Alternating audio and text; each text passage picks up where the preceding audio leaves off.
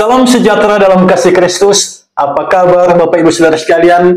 Saya senang boleh jumpa dengan Bapak Ibu Saudara sekalian melalui channel ini. Di sepanjang minggu tanggal 6 sampai tanggal 12 Juli, warga Gemim membahas Roma pasal 15 ayat 1 sampai ayat yang ke-13 dalam sorotan tema Terimalah satu akan yang lain untuk kemuliaan Allah. Sekilas kalau kita menyimak tema ini, menerima satu sama lain itu tidak mudah, sebab kita ini berbeda satu sama lain. Kita beda latar belakang suku, agama, pendidikan, kelompok, gereja, kampung, kota, dan lain sebagainya.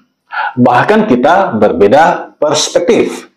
Nah, mari kita belajar dari Roma pasal 15 ayat 1 sampai ayat yang ke-13. Di sini kita akan menjawab 3 pertanyaan MT Gemim sepanjang tanggal 6 sampai tanggal 12 Juli tahun 2025. Mari kita lihat 3 pertanyaan yang diajukan di sini. Yang pertama, apa yang kita pahami? Terimalah satu akan yang lain untuk kemuliaan Allah, berdasarkan Roma pasal 15 ayat 1 sampai ayat yang ke-13. Yang kedua, mengapa realitas kehidupan warga gereja masih menampilkan kehidupan yang sulit menerima satu dengan yang lain dalam persekutuan? Yang ketiga, bagaimana kita sebagai warga gereja menyikapi realitas sosial kita yang syarat dengan kepelbagaian pemahaman dan perbedaan latar belakang? Itulah 3 pertanyaan yang diajukan di sini, dan mari kita bahas satu persatu.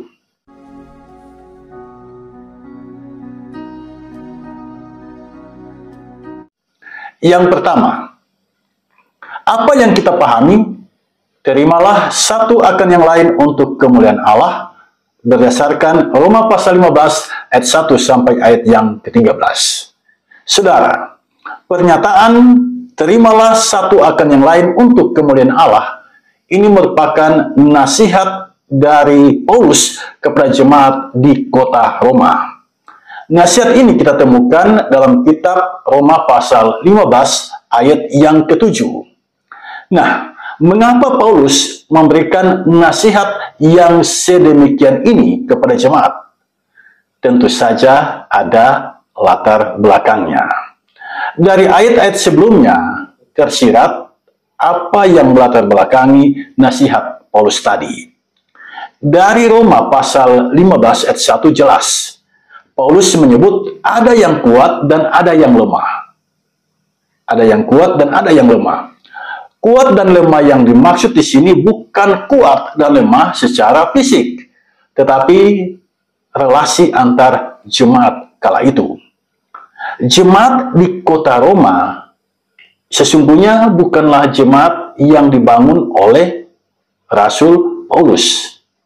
Jemaat ini misterius. Banyak orang yang mencoba menggali, mencari tahu tentang siapa yang mendirikan jemaat ini. Sampai sekarang ini misterius. Tetapi ada dugaan mengatakan bahwa jemaat ini didirikan oleh orang Yahudi yang tinggal di kota Roma. Ketika mereka berkunjung ke Makedonia, di sana mereka mendengar Paulus berkhotbah. Dan mereka percaya dengan pemberitaan Paulus tentang Yesus Kristus. Di saat mereka balik ke kota Roma, tempat kediaman mereka, orang-orang Yahudi ini kemudian mendirikan jemaat di sana. Nah, kepada jemaat inilah Paulus memberikan nasihat. Nah, sekalipun jemaat yang mayoritas berlatar belakang agama Yahudi ini telah menganut kekristenan, tetapi mereka tidak melepaskan begitu saja tradisi Yahudi, yaitu sunat dan hukum Taurat.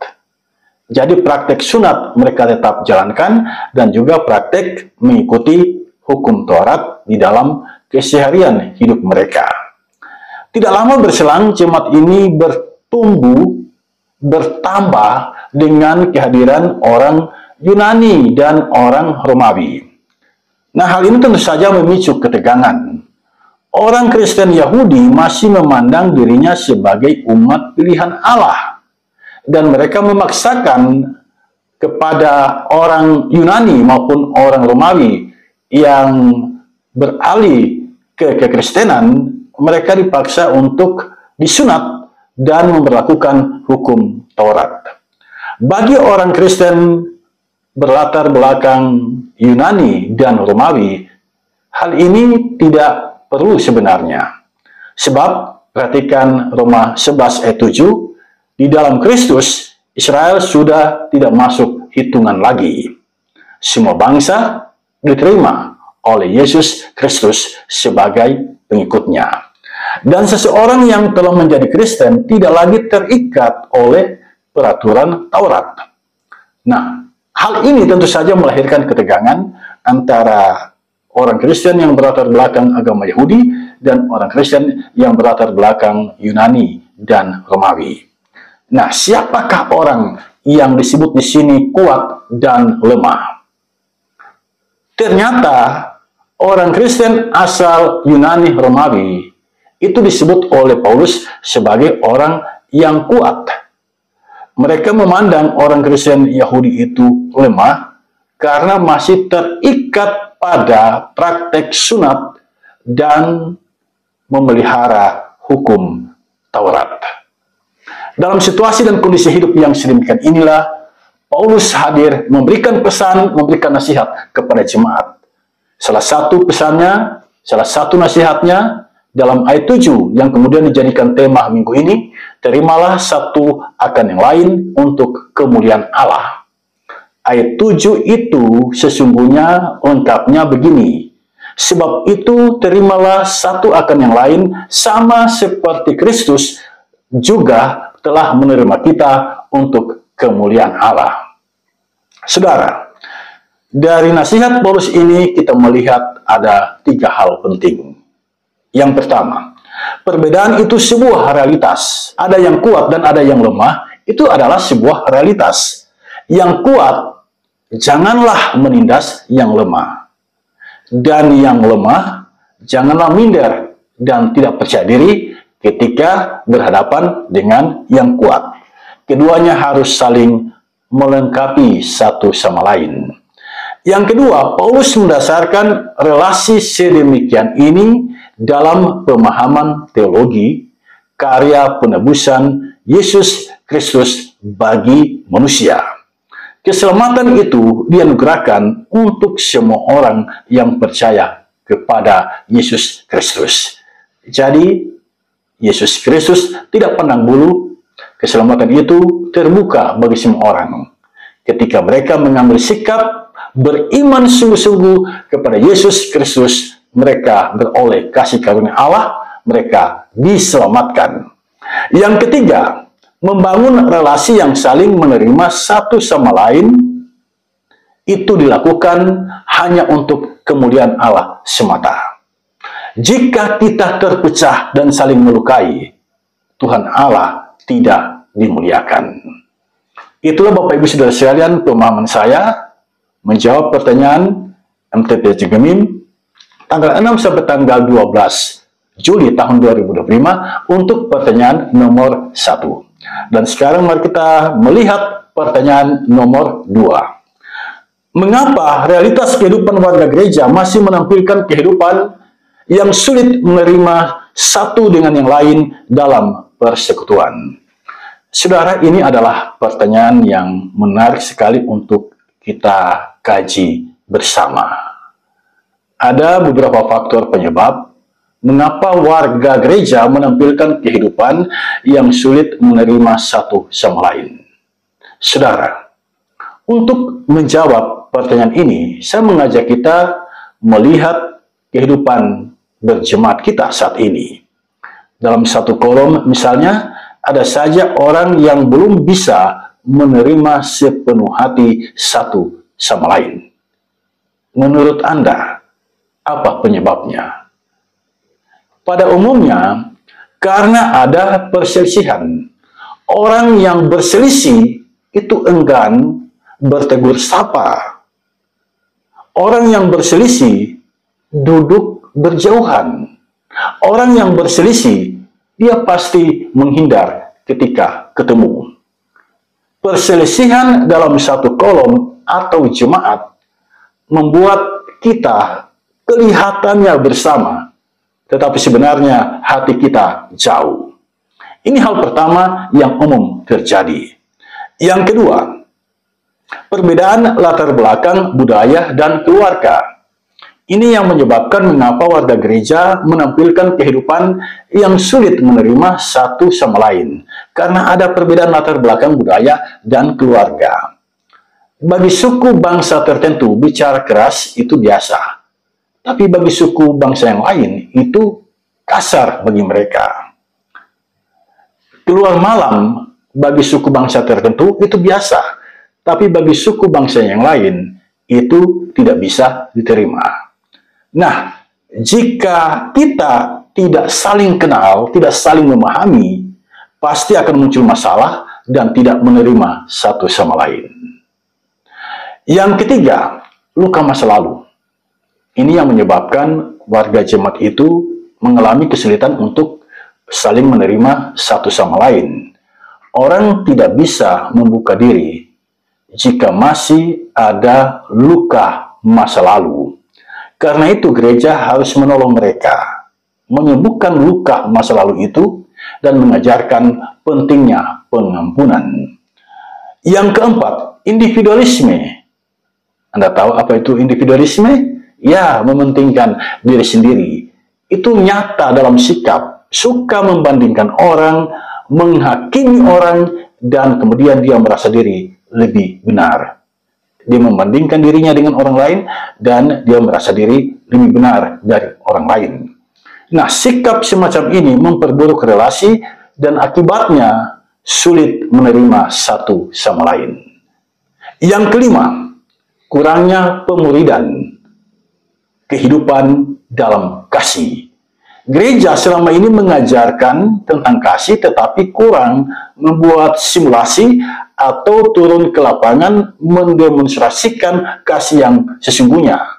Misalnya, menjumpai orang dan menolong mereka yang berbeda keyakinan dengan kita.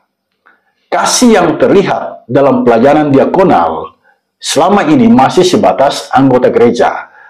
Jarang atau kurang menembus keluar dari dinding pelayanan internal gereja. Yang keenam, pandangan teologis yang berbeda antara satu gereja dengan gereja yang lain. Ini salah satu pemicu kita tidak saling menerima satu sama lain, membuat kita sulit menerima satu sama lain. Misalnya penggunaan musik dalam gereja. Ada orang yang suka musik yang rame-rame, tapi ada yang lebih suka di dalam gereja itu dalam ketenangan, dalam keteduhan.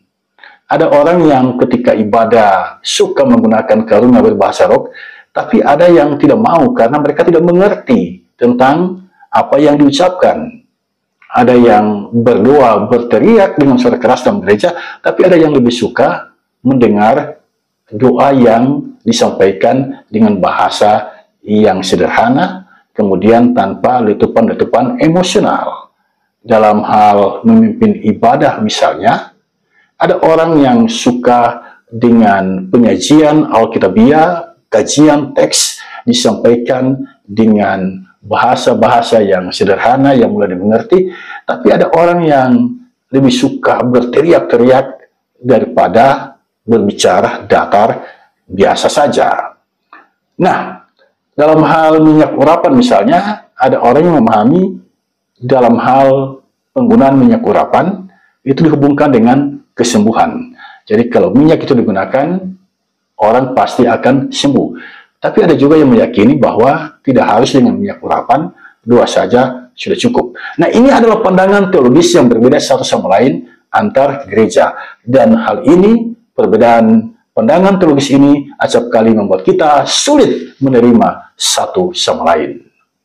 Demikian Bapak Ibu Saudara sekalian, jawaban yang boleh saya share untuk pertanyaan nomor 2. Dan sekarang kita masuk pada pertanyaan nomor 3, pertanyaan yang terakhir. Pertanyaannya begini.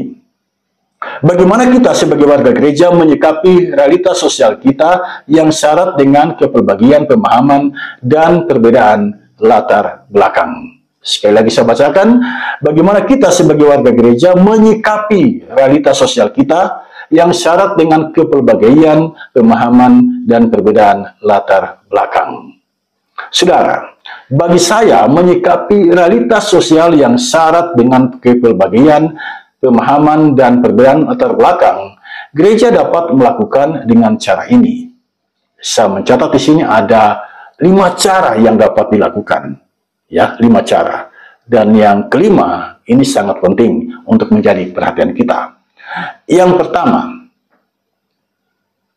sebarluaskan, pahami dengan baik semboyan bangsa kita, Bhinneka Tunggal Ika, berbeda-beda tetapi satu. Sebagai satu bangsa, kita ini berbeda suku, kita ini berbeda agama, kita ini berbeda latar belakang keluarga satu sama lain. Sekalipun kita berbeda, semboyan Bhinneka Tunggal Ika mengajak kita untuk tetap bersatu. Jangan ada perpecahan di antara kita. Nah, penjabaran dari semboyan ini harus nyata dalam kehidupan kita. Ini harus lebih sering kita jabarkan dan kita tunjukkan melalui keseharian hidup kita. Sekalipun kita berbeda satu sama lain, tetapi kita tetap satu, bangsa Indonesia. Yang kedua, melakukan dialog lintas agama. Di sana kita membahas apa yang dapat dilakukan bersama untuk kemajuan masyarakat, bangsa, dan negara. Ini adalah sikap kita di dalam menyikapi realitas sosial kita yang syarat dengan kepelbagaian pemahaman dan perbedaan. Harus lebih intens melakukan dialog lintas agama. Yang ketiga, terlibat aktif dalam kegiatan bersama, misalnya kerja bakti massal, sehingga ikatan emosional lebih terbangun. Ketika orang melaksanakan kerja bakti, di sana tidak ada lagi dipersoalkan agama. Kita membaur, kita bisa berdialog, kita bisa saling curhat, kita bisa saling bicara satu sama lain di dalam kerja bakti itu. Nah, dengan demikian ikatan emosional kita terbangun dan kita saling menghormati dan menghargai. Yang keempat, bersinergi dalam kegiatan lintas agama seperti yang dilakukan oleh Forum Komunikasi Umat Beragama atau Badan Kerjasama Antar Umat Beragama. Kita harus bersinergi, terlibat di dalamnya dalam kegiatan yang dilakukan oleh Forum Kerukunan Umat Beragama atau Badan Kerjasama Antar Umat Beragama. Yang kelima, membangun dan menularkan mindset bahwa perbedaan merupakan kekayaan dan bukan ancaman. Mindset ini harus selalu kita suarakan. Lebih sering kita diskusikan, lebih sering kita tularkan kepada siapapun bahwa perbedaan itu merupakan anugerah Tuhan, perbedaan itu merupakan kekayaan yang harus kita syukuri. Dengan adanya perbedaan, semakin kayalah bangsa kita dengan keragaman, budaya, agama, dan lain sebagainya. Demikianlah Bapak Ibu Saudara sekalian jawaban yang boleh saya berikan untuk pertanyaan nomor 3. Dengan demikian, pertanyaan nomor 1, 2, dan 3 telah selesai saya jawab. Mintalah selalu hikmat Roh Kudus menolong kita di dalam memahami kebenaran firman-Nya. Tuhan Yesus memberkati kita semua.